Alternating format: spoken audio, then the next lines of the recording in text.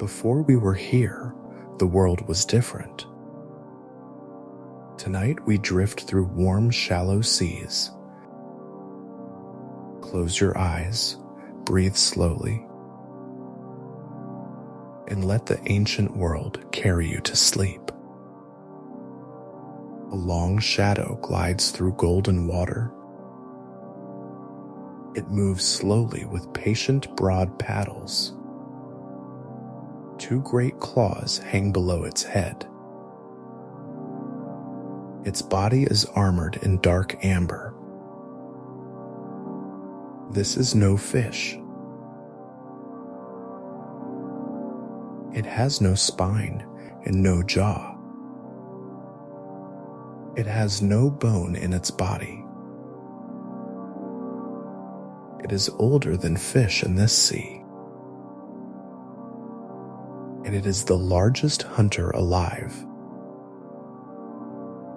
Welcome to the age of sea scorpions. Tonight we drift through their warm world. Around 400 million years ago, a time before whales and before sharks, a time before any large fish,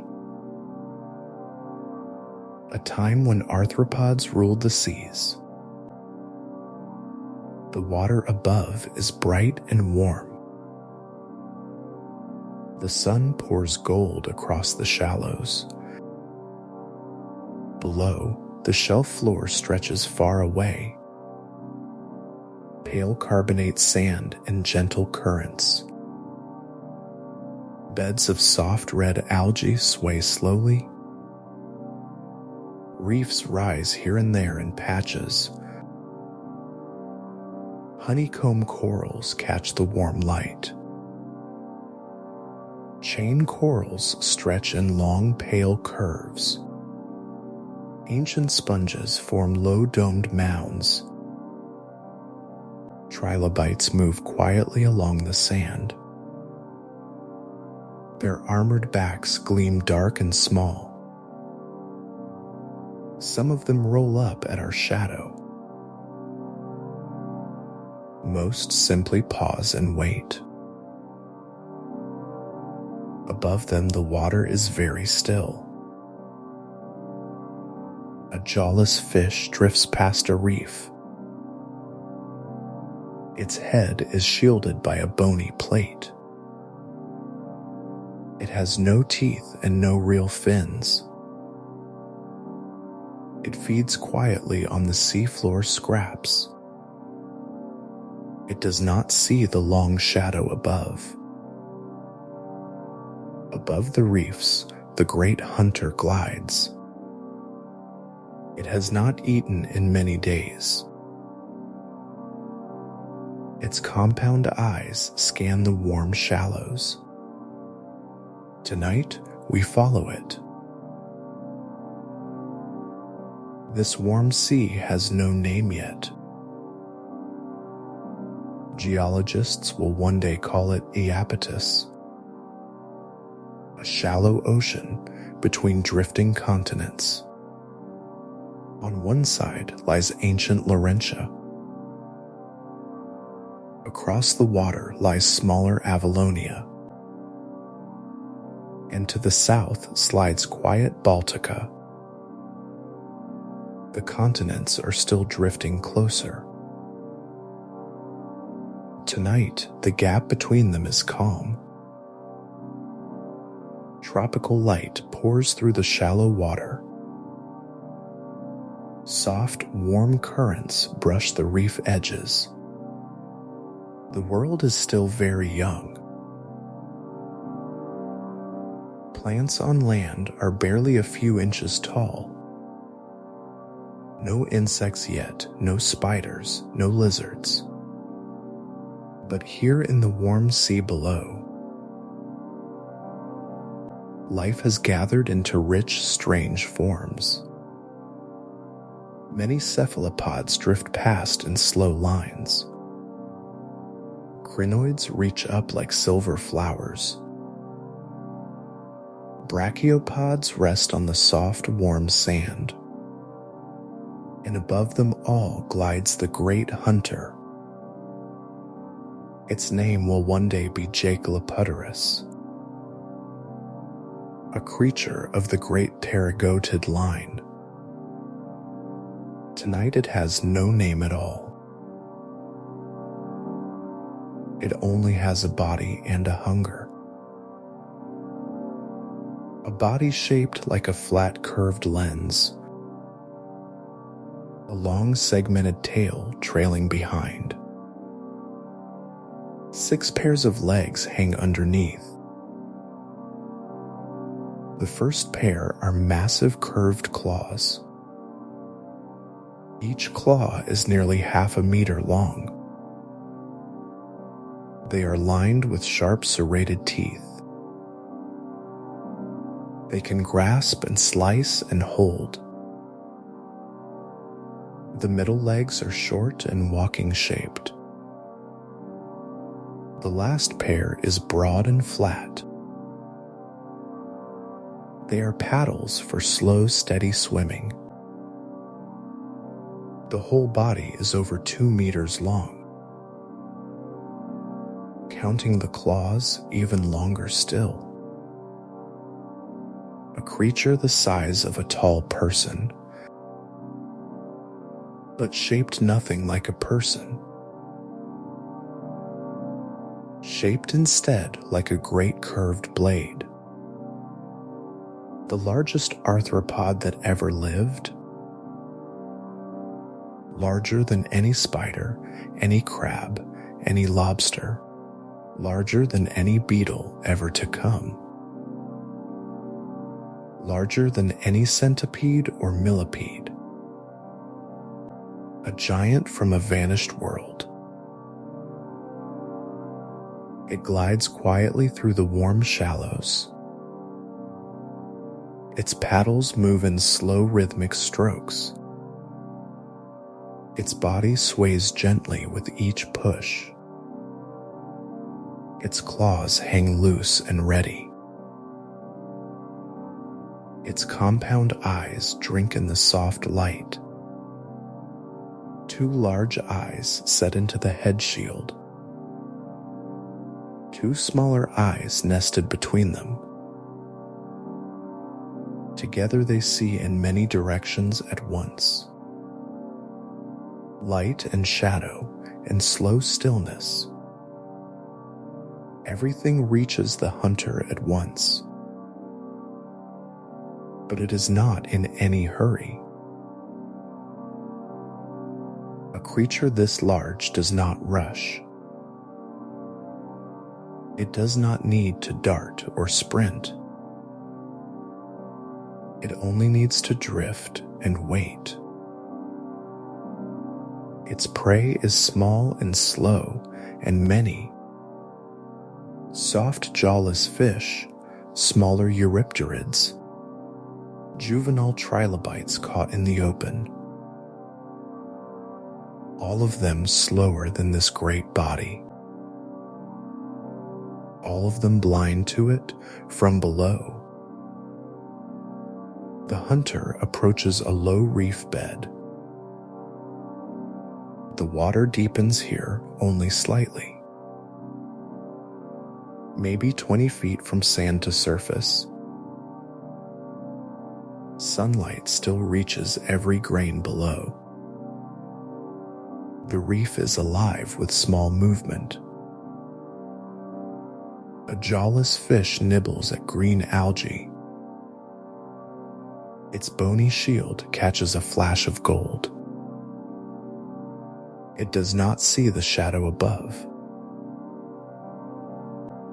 The hunter slows, adjusts its angle. Its paddles hold the body in place. The claws extend forward, very slow. One stroke of the paddles, just one. The body glides forward like a feather. The claws open wide and close gently. The little fish never feels it coming. It vanishes between two great serrated edges. The hunter lifts the prey to its mouth. Hidden underneath, between the front legs, a small mouth surrounded by feeding limbs. They tear the soft flesh into pieces. The little body disappears in slow bites. A trilobite hides nearby in the sand. It watches with its small dark eyes. But it does not move, does not run. Stillness is its oldest defense. The hunter pays it no attention. A trilobite is too hard and crunchy. Better to wait for softer prey. The great body slowly turns aside. Paddles working in their slow rhythm. Off into the wide, warm shallows again. The trilobite finally relaxes its rolled body and resumes its quiet grazing on detritus. The reef returns to its slow heartbeat. Everywhere here, life is moving softly. Nothing moves quickly in this sea. There is no need yet for speed. No predators that ambush from concealment. No sudden flashing fish striking from cover. Only patient hunters and patient prey. A long, quiet dance of body and water. The hunter glides farther across the shelf, past pillars of stromatoporoid sponge, domes built grain by grain over centuries, built by colonies of tiny living things. They filter the warm water for food. Their soft fans rise into the current. Among them swim small, slow, shrimp-like creatures. Cephalopods peer from straight white shells. Their tentacles drift in the warm light. The hunter drifts past without slowing. None of these are its prey tonight. Tonight it is searching for something else. Something soft and swimming in the open water. Above the reef, the light is brighter. The water there is full of small motion. Specks of plankton glittering in the sun. Tiny crustaceans drifting like dust. A school of jawless fish moves above. Their bodies gleam silver and pale gold.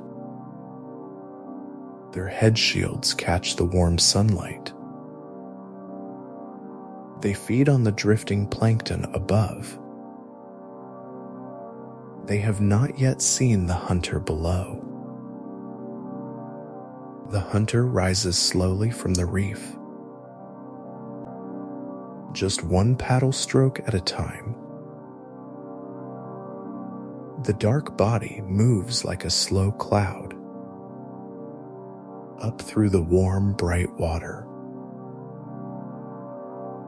toward the silver gleam above.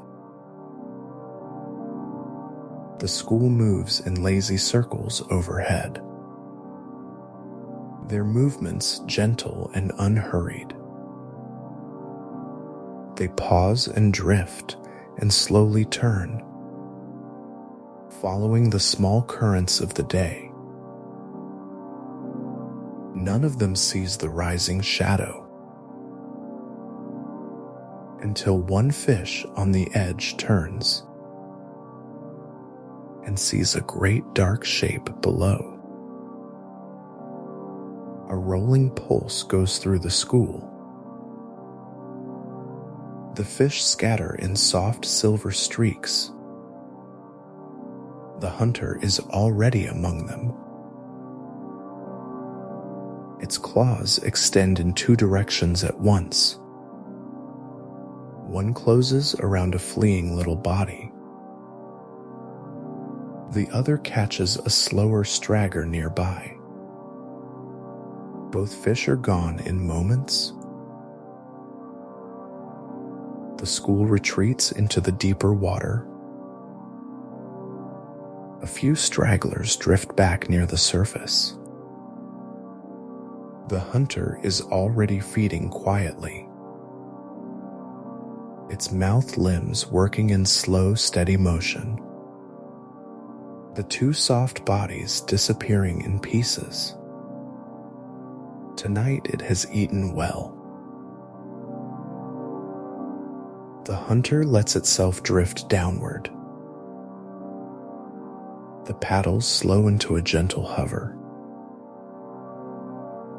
The water is warmer near the bottom here. Salt and sun and sand and silence.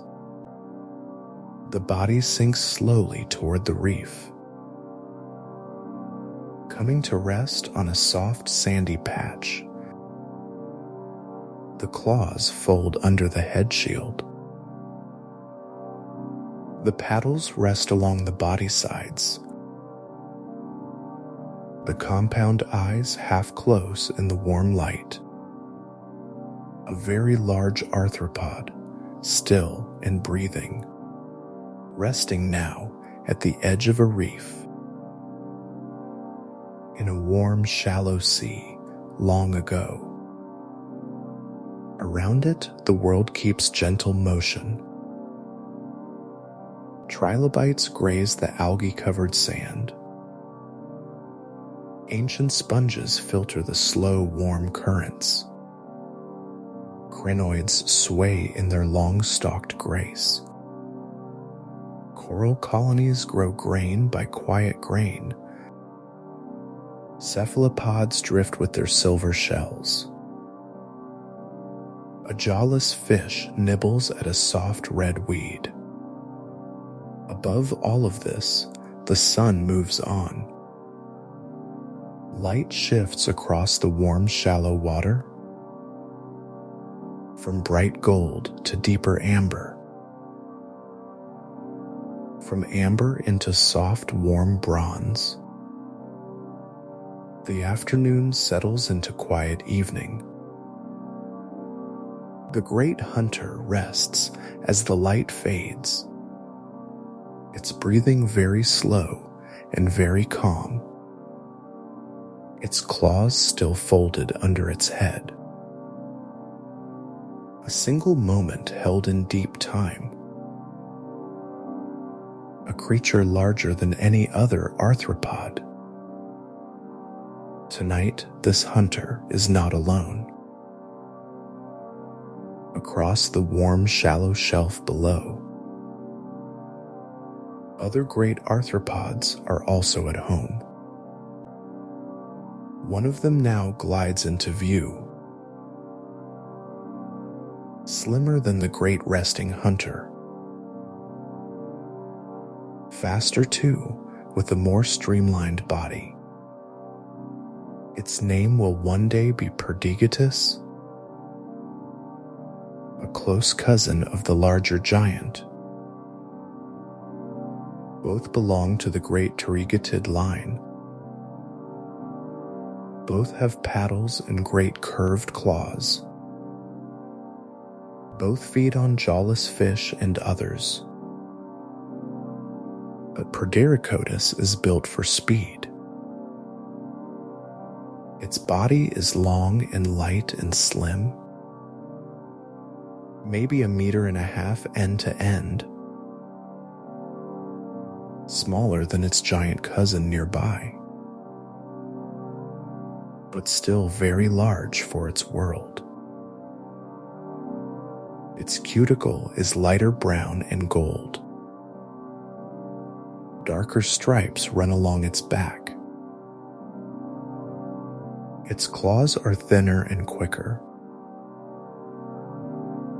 Not built for crushing, but for snatching. Its tail ends in a flat spatulate paddle. The telson used for steering at speed. A wide flat blade at the body's end. Tonight it moves through deeper shelf water. Slightly cooler and bluer and darker. Its compound eyes scan for swift prey. Small jawless fish darting near reefs. Smaller Eurypterids drifting in the open. Soft cephalopods stranded above the shelf. Anything quick that can be quickly caught. A movement catches the hunter's attention. A small fish swimming alone, away from cover. Pterygotus gathers its body for one push. Paddles and tail paddle fold and snap. The body shoots forward in a smooth burst. Far faster than the larger cousin can move. The fish never has time to turn. A claw closes neatly around its body. A single quick clean catch, all at once. Pterygotus carries the prey to a quiet patch. Settles into the warm sand to feed. Tears the soft body into careful pieces. A faster hunter than its giant relative. Built for chase rather than slow ambush. But still very patient between the chases. Most of its days are spent at rest. Conserving energy in the quiet shelf. Hunting only when the moment feels right. Pterygotus is also widespread in this sea. Its fossils will one day be found everywhere. In Scotland and Wales and Estonia. In Wisconsin and Illinois and New York. Across the breaking continents of this age. A traveler on warm, shallow shelves. A common sight in the long inland seas.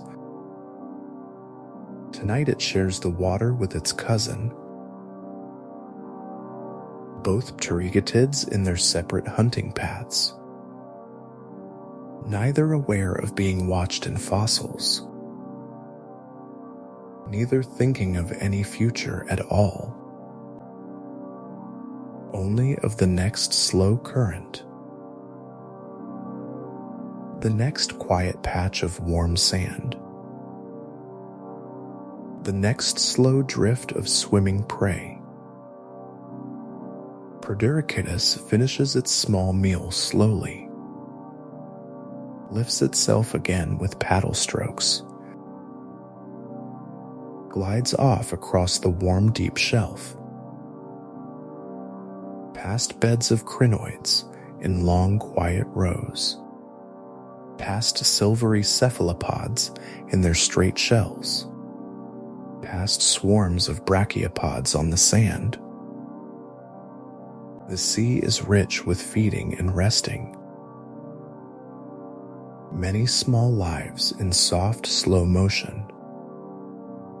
Pterygotus joins them in their easy pace.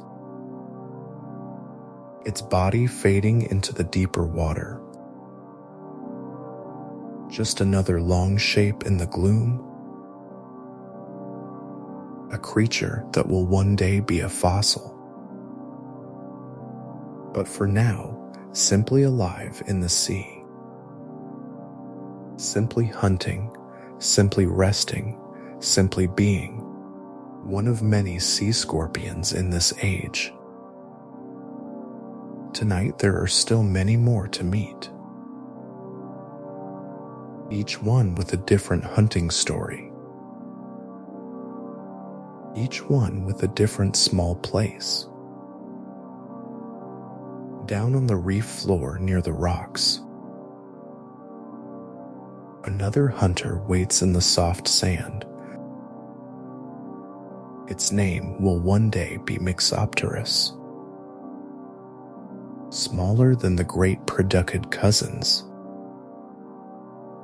a creature only the size of a forearm, but shaped for a different way of life. It does not glide on broad swimming paddles. It does not swim in the open water. It walks slowly along the warm seafloor. 6 legs press carefully into the sand. Its body is compact, low and dark bronze. Its head shield bears small ringed eyes. But its weapons are not curved claws. Mixopterus has long spined hunting legs. Just behind the head, 2 long thin appendages, lined with sharp curved spines along their length, like little spears held out to either side. Built for grasping, not for swimming. Built for snatching small, soft prey. A different kind of sea scorpion entirely. Not a chaser, not a diver, but a walker. Tonight it stands very still in the sand. Its long spined legs held out softly. Its small eyes watching the warm shallows. It is waiting for a slow trilobite, for a worm to nose out of the sand, for a small jawless fish to drift close.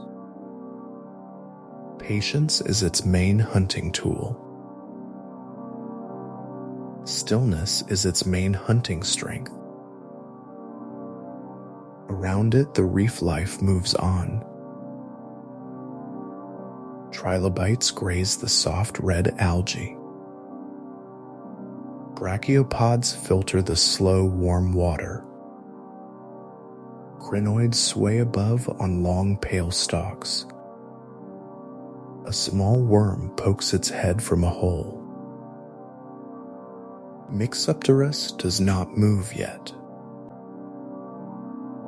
The worm slides farther out of its burrow. The hunter's spined legs drift inward slowly. The worm is now half out and feeding.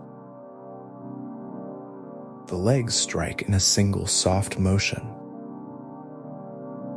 The worm is held between the spines, drawn quickly in toward the hunter's mouth. A small, soft meal, taken without sound. Mixopterus settles back into its still pose, waiting for the next quiet meal to come.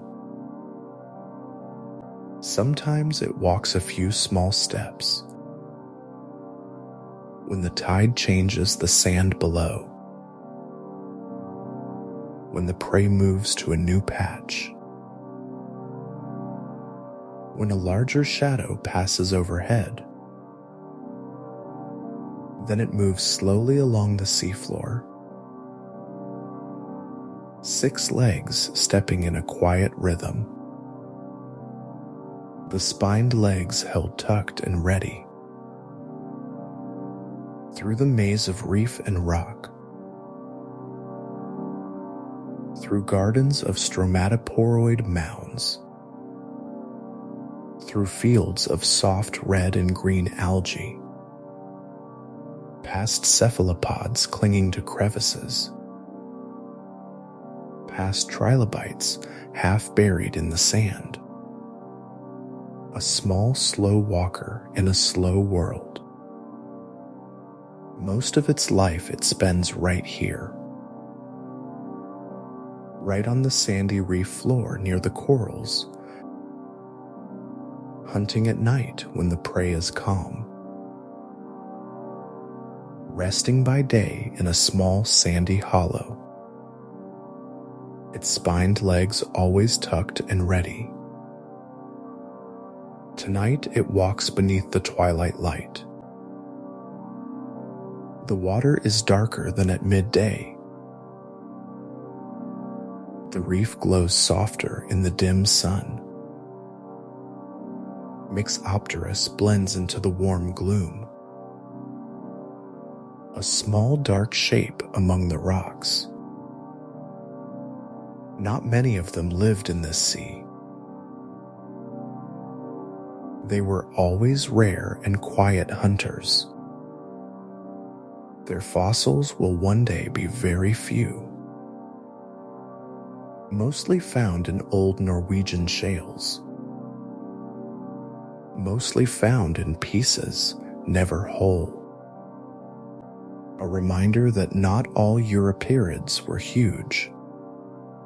Many were small and slow and hidden.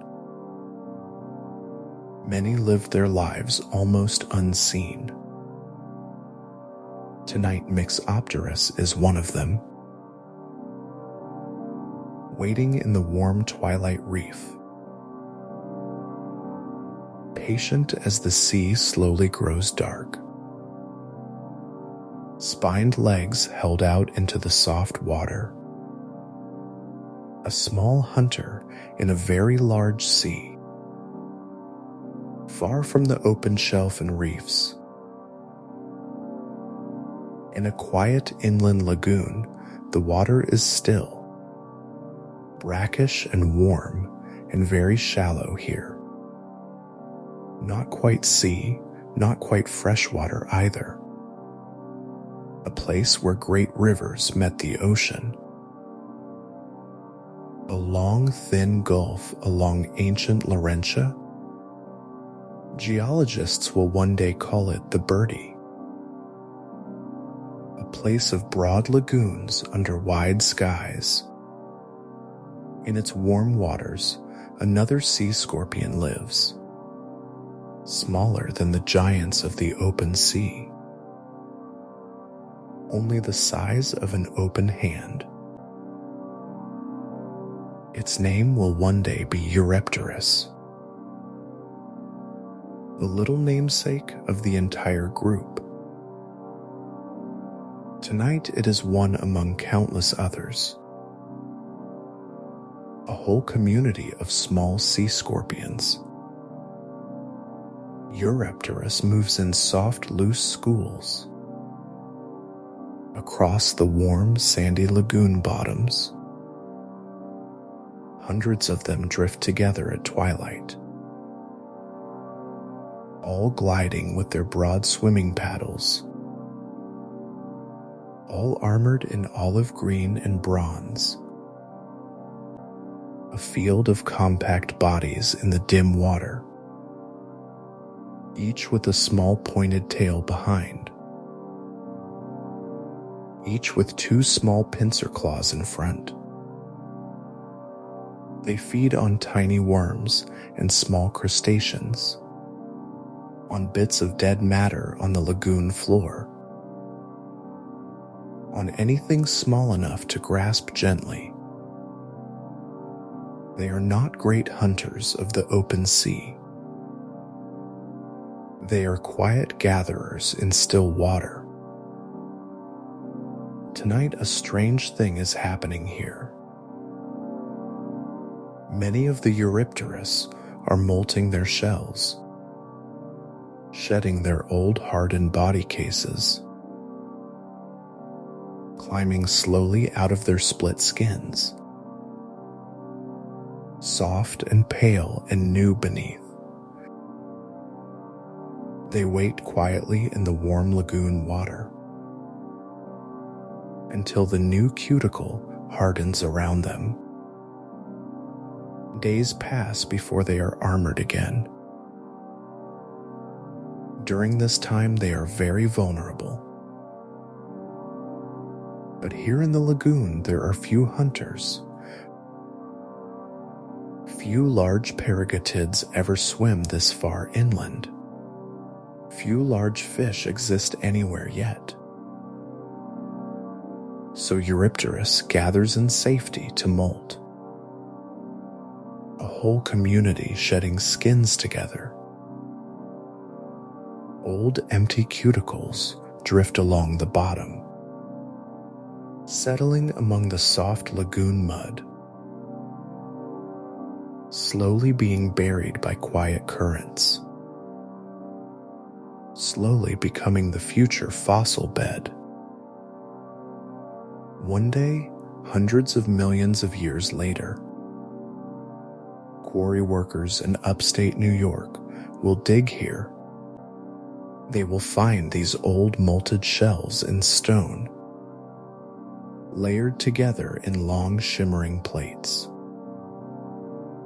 A whole frozen moment of one molting night. One of the richest fossil sites on Earth. They will name the rock the Bertie group. They will name the state fossil Eurypterus. But all of that is for the far future. Tonight, the Eurypterus only shed and wait. Soft and pale in the warm, dim water. Side by side with countless quiet kin. A community older than any school of fish. A gathering of small hunters at peace. But the world above is also changing. Slowly, far slower than any single life. Yet steadily, across millions of years, something new is rising in these warm seas. Small at first, almost beneath notice. Strange new creatures with hard inner spines. Small fish with bones and not just shields. Small fish with jaws that open and close. Jaws that can bite and tear and grasp. A new way of feeding in the sea. At first they are tiny and rare. Hardly a threat to the great hunters. Easy prey for any large Pterygotid. But they are growing year by year. Slowly larger across the slow generations. Slowly faster in their open water swimming. Slowly fiercer in their hunting habits. The early sharks begin to take shape. The early bony fish begin to spread. The first armored fish patrol the reefs. They take more food from the same waters. They take more space from the same shelves. They compete with the great sea scorpions. For the same small prey, the same small spaces. At first, the Eurypterids hold their ground. Their giant cousins still apex predators. Their middle cousins still common in the sea. Their small lagoon cousins still abundant. But over the long stretch of time,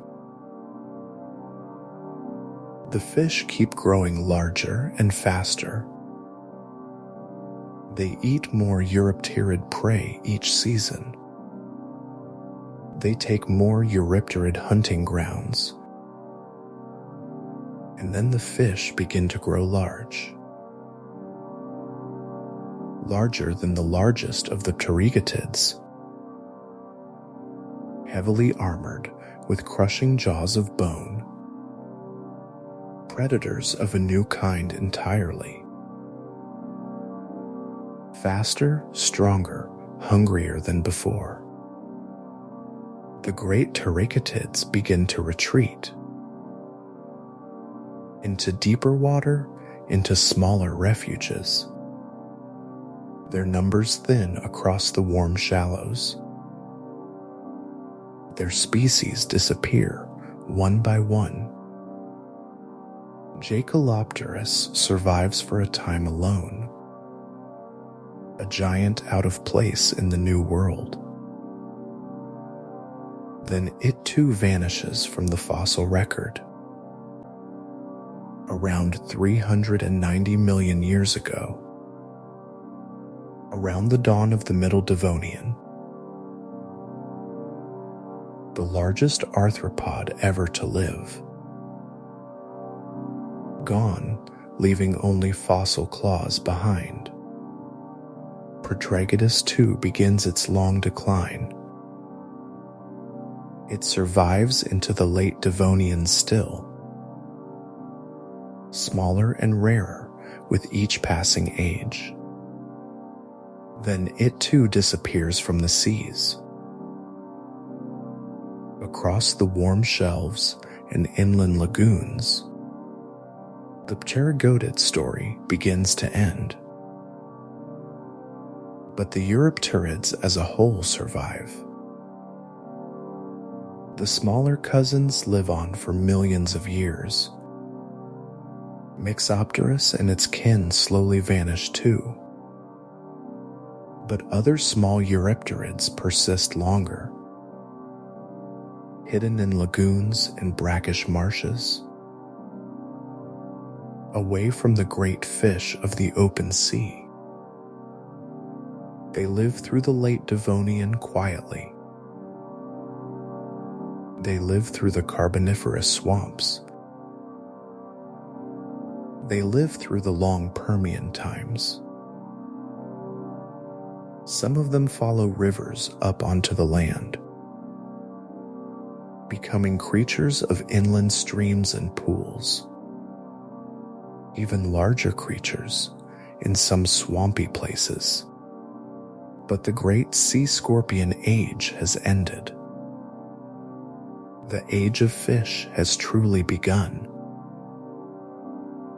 300 million years before our time. The great hunters are no longer arthropods. They are sharks and bony fish and reptiles. They are creatures with spines and jaws. A new kind of ocean has emerged.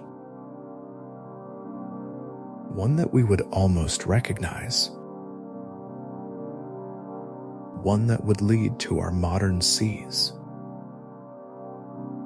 But first, a long quiet ending for the Eurypterids.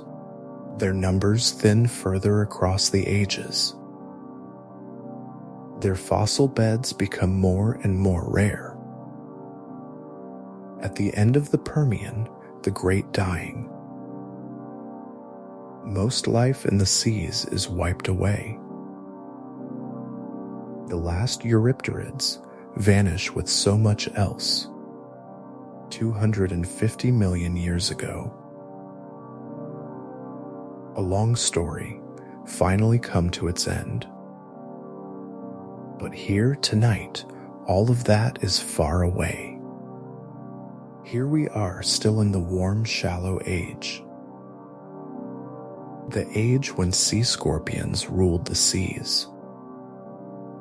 When their long shadows glided everywhere. When their soft meals came to them slowly.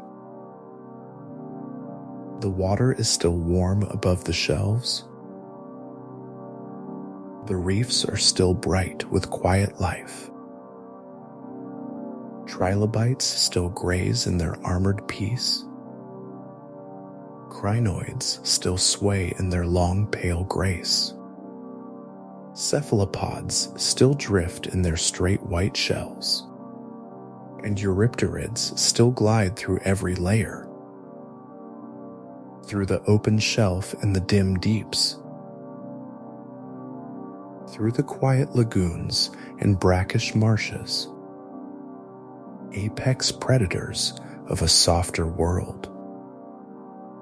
Hunters who could afford to be slow.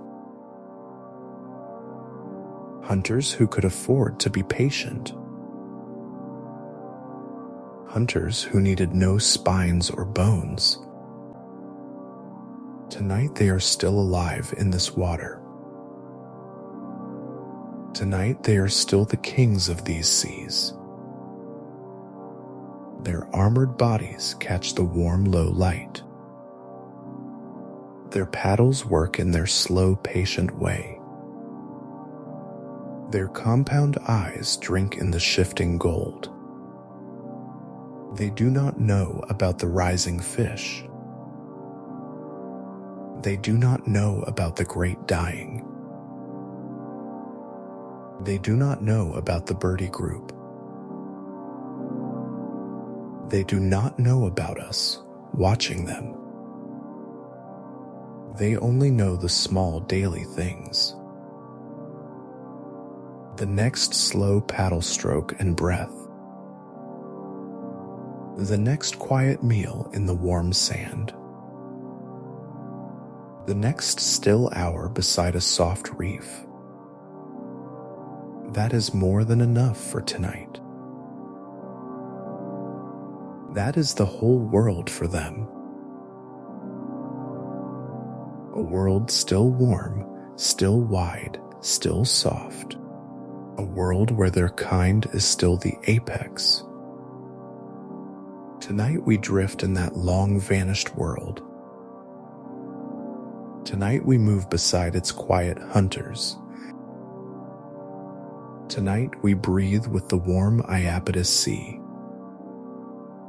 Far in the future, all this will be stone.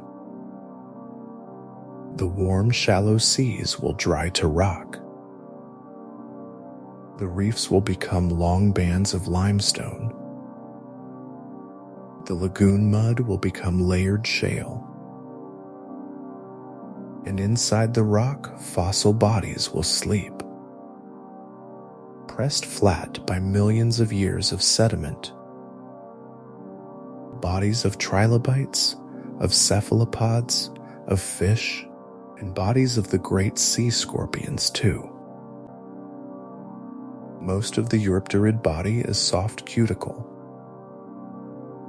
It does not fossilize easily at all. Most of it dissolves away into the mud. Only the hardened parts remain in stone. The cephalothorax shield, the claw fragments, the segmented tail, and the broad paddles. Pieces of bodies, here and there, in fragments. Most are very rare and very precious finds. Whole body fossils are rarer still. Only a few sites have them in number. One of them is the Bertie group of New York, where Eurypterus molted in those quiet lagoons. Whole layers of shed cuticles, side by side, shimmering across long slabs of gray rock. Found by quarry workers in the 1800s. Dug from limestone bluffs near the Niagara River. Sent to museums in fragile slabs and pieces. They captured the world's imagination then. A whole prehistoric world held in stone. Sea scorpions never seen before by science. Strange creatures of an even stranger sea. More fossil sites would be found over time. Lesmahago in Scotland, with Slamonia and others. The Saaremaa beds of Estonia, rich and varied. Ringerike in Norway, with rare Mixopterus shells, Welsh quarries with old Pterygotus claws, Czech and German shales with Jaekelopterus pieces, a whole geography of vanished sea scorpion homes. The famous claw of Jaekelopterus is large and curved, found in old shale beds near the Rhine, just over a foot long by itself. From it, the size of the whole body is estimated 2.5 meters of armored hunter, the largest arthropod ever known to science, larger than any modern crab or lobster, larger than any spider or beetle ever to come, a discovery that surprised the paleontologists. Arthropods could grow that large in the seas. Given high oxygen and few large competitors, given warm, shallow shelves and patient prey, they could become apex predators of a soft world. They could become the largest arthropods of all time. Today, no Eurypterids still swims any sea. They have been gone for over 200 million years. But their nearest living cousins still survive. They live on warm tropical beaches even now. They are the horseshoe crabs of our world. Limulids, very ancient creatures themselves, not direct descendants of those hunters, but a sister branch of the same ancient tree, both branched from the same long-ago ancestor, both shaped by the warm, shallow Paleozoic seas.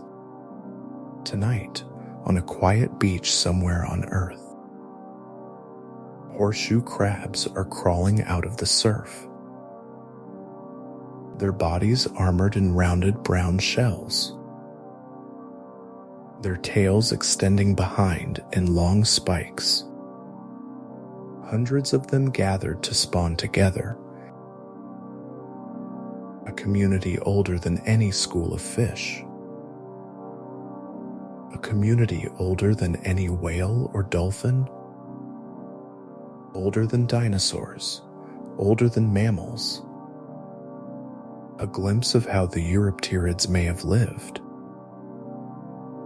Patient and armored and quiet and ancient, each horseshoe crab is a kind of memorial,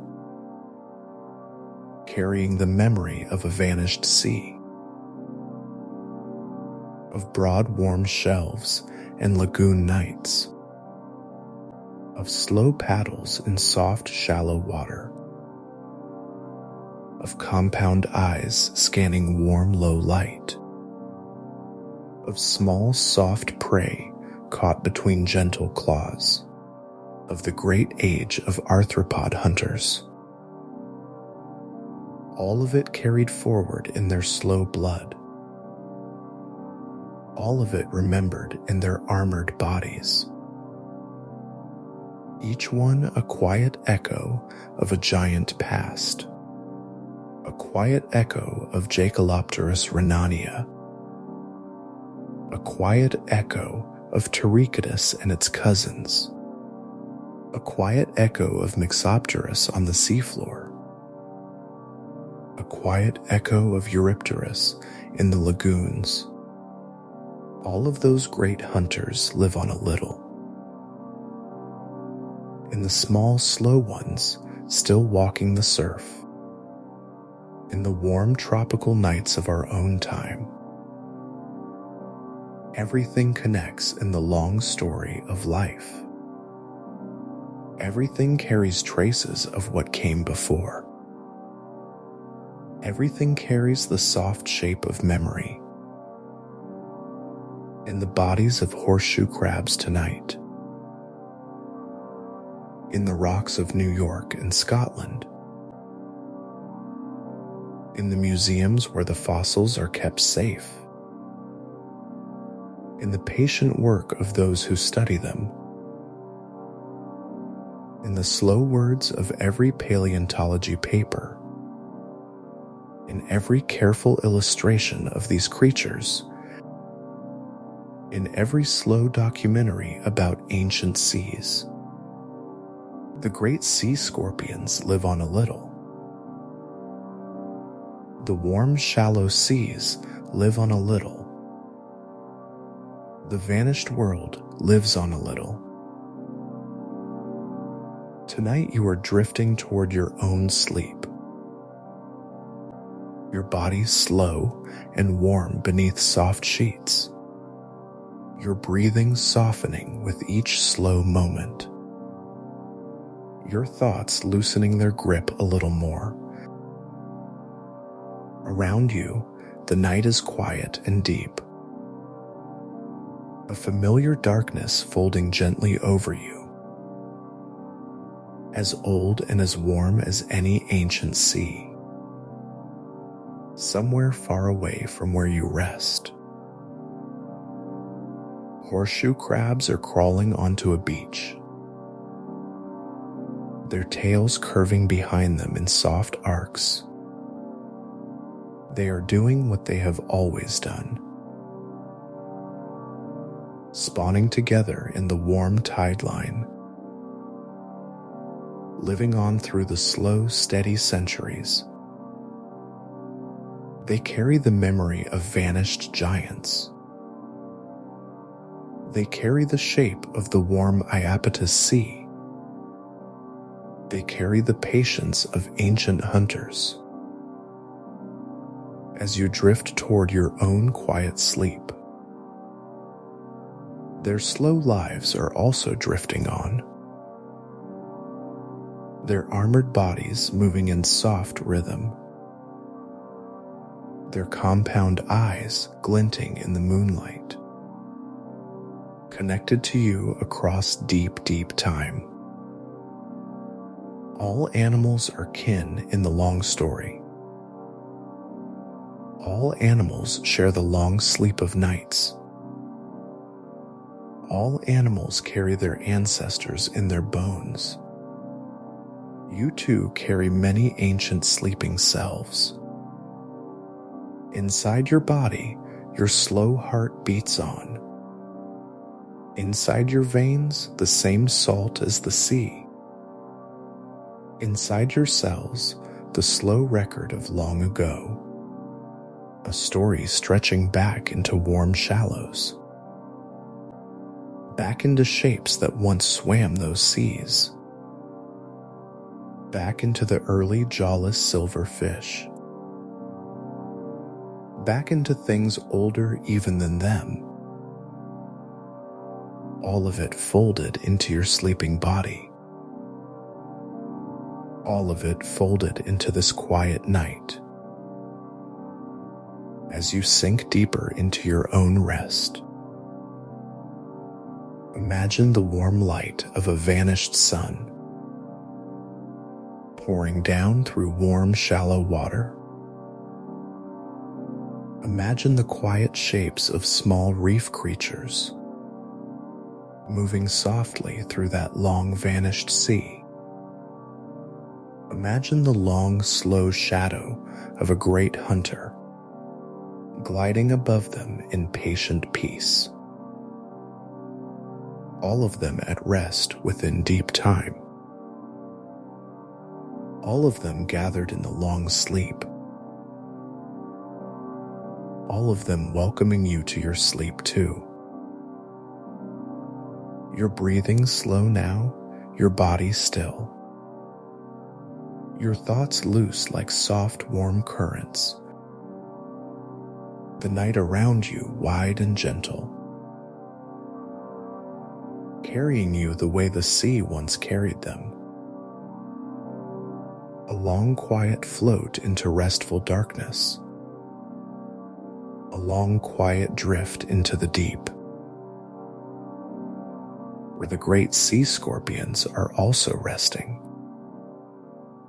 where the warm shelves are quiet and still,